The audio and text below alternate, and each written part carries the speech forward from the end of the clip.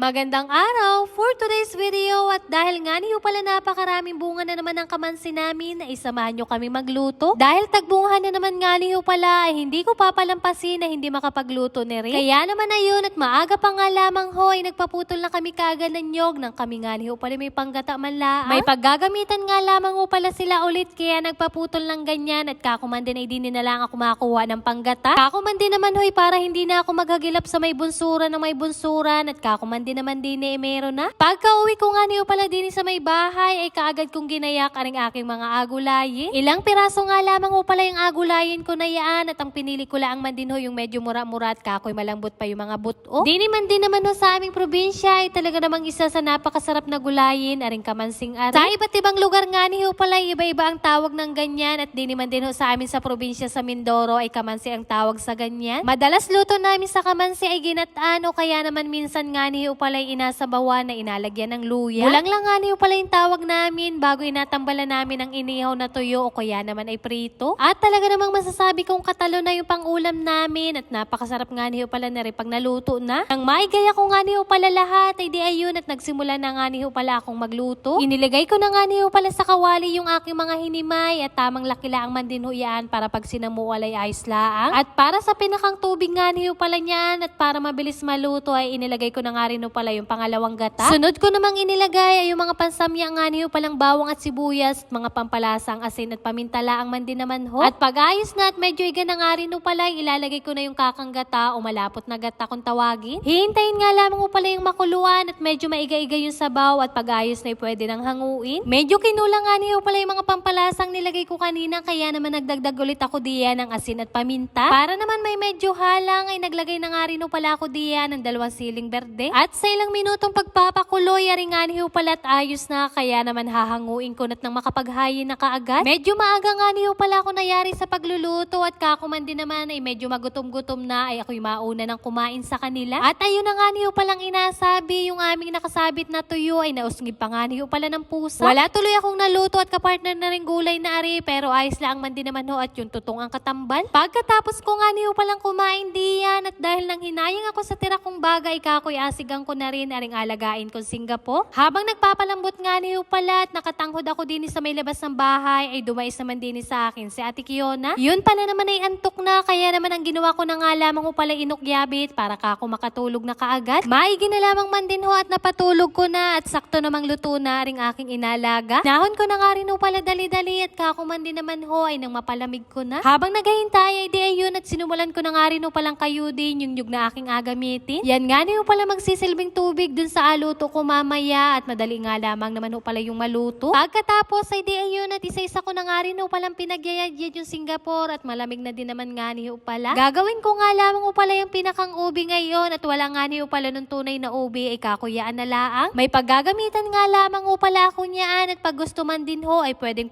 gawan ng paraan. Alagyan lang man din naman ho yan ng food color na ubi at talaga namang matatawag mo na ding ubi. At para naman may lasa ay naglagay na nga rin ho pala ako diyan ng ilang kutsarang asukal. Sa pangalawang lagay ko nga niyo pala ng gata ay dyan ko na nilahok yung food color na kulay ubi. Para pag aking man din hong hinalo ay mabilis na laang kumala. Marami man din naman hong pwedeng gawing ubi at alagyan na laang man din naman ho ng food color. Madalas din sa amin ang inagawang ubi ay Singapore at inalahok man din ho ari sa halo-halo. Meron din naman pagkakataon na inagawa din nga niyo pala nilang ubi yung balinghoy o kaya naman ay kamote. Kaya naman sa mga gustong sumubok ay pwede nga niyo pala aring panghalili sa tunay na ubi. Mas masarap pa rin naman nga niyo pala talaga yung tunay na ubi pag yun nga lamang ho palang wala kayong makita ay gumawa na lang kayo ng garni. Panay halo nga niyo pala ako diyan para hindi matutong at mabilis nga niyo pala yung masunog pag dumikit sa kawali. Papaininin nga niyo pala yan para masabing luto na at medyo mahinang apoy nga lamang ho pala ang kailangan. Pag nagagawa man din ho ng garni, talaga namang kailangan ay matibay ang braso at panay halo nga niyo pala. Ay paano bagahuyan ay hanggang din na lang muna ho at bikil na nga ni ang braso kahalo. At yun lamang for today's video. Maraming salamat sa inyong panonood.